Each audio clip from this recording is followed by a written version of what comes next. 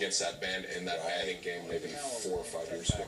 Okay, we have the video now, of course, on the screen, and this is leading up to the final drive. I believe you started deep. It was a long drive, the final drive, if I recall. You started deep in your own territory, and tell us about your thoughts, if you can recall, Coach Walsh, trying to get your team down the length of the football field. The thought at the time is to move the ball and to get it down and to use your 2-minute offense, and we had 3 or 4 plays at this time that we had in our 2-minute O, both right and left. And we had a little bit of confusion actually right here. We actually ran one of these plays with 10 players on the field, but usually we'll just call 1 right or 2 right or 3 left, and then we have a couple of plays that we identify verbally by words that we'll run in a 2-minute offense. The key is to have a quarterback like Melvin Yarbrough who's able to function under that situation. But we didn't have an offsides here. Our one big mistake was one time we ended up with 10 players on the field. This is a big play in the drive right here. Actually, that play right there, Coach Beachley asked me to run the whole game, and I finally relented with 19 seconds left. So I'd like to say that I called that play, but I didn't. And our assistant coach called that play. Right, and that was the Bojorquez, I believe? That was Bojorquez, correct. Okay, now this is setting up the dramatic conclusion. Of course, there was some controversy regarding the pass interference call. Unfortunately, for our Continental Harbor cameras, it was on the far side of the field. We didn't get that kind of a conclusive look at it. Perhaps you and your coaching staff did, Mike, because you were closer to the ball. Worthy of a flag, Coach? Definitely worthy of a flag. I think it was only controversial in Leroy Wilson's mind. Nevertheless, Dominic, it set up a stunning snap of the ball with no time left. Right, I was right there on the side. It was hard. It was hard to see it. When I saw it from your angle, you didn't really see it that well, but I did see it, and the side judge or the back judge who was there, there's 2 different people threw the flag, so I knew it was a legitimate deal. So that's going to happen sometimes in that situation. Defenders will rather take a PI than they score on the play. Sure. Now, Mike, after the call had been made and they gave you a snap of the ball with no time left, was it difficult for you to decide what play you wanted to run? Oh, it was simple. We ran the same play that the pass interference call was. Yeah, it is difficult, but we thought that play was open the first time, and the defender pulled down our receiver, so we thought it'd be open again.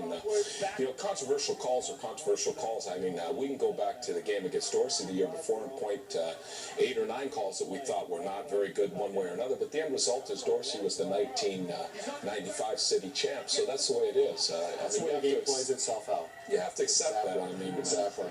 That's a great shot of Dominic running across the field there. Pretty exciting. Have you ever had a win like this under your belt, Mike? As far as just the sheer excitement and finish?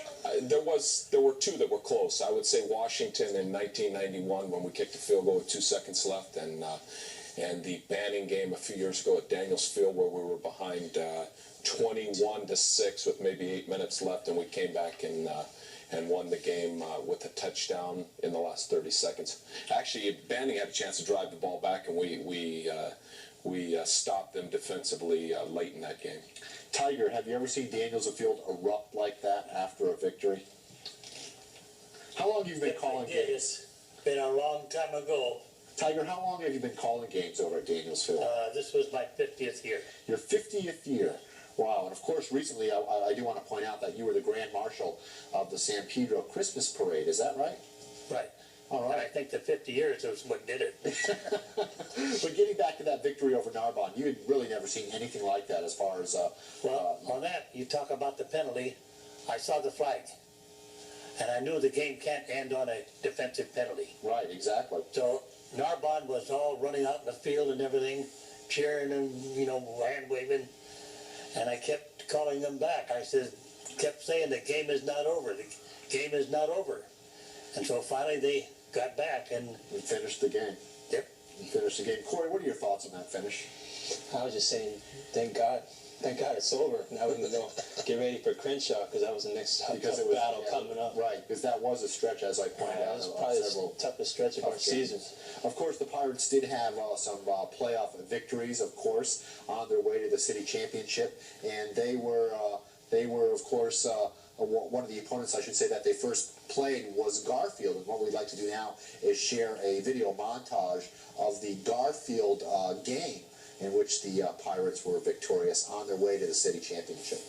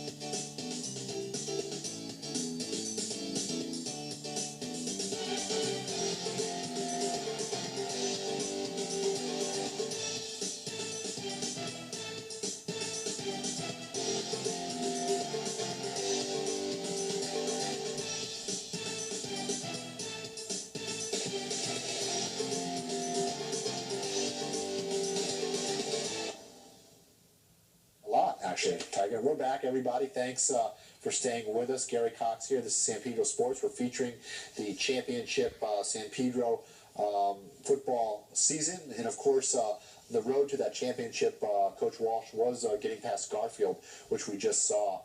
Tell us real briefly about that contest. Garfield was the semifinal game, and they had a real good team. They're a very well coached team, a very disciplined team.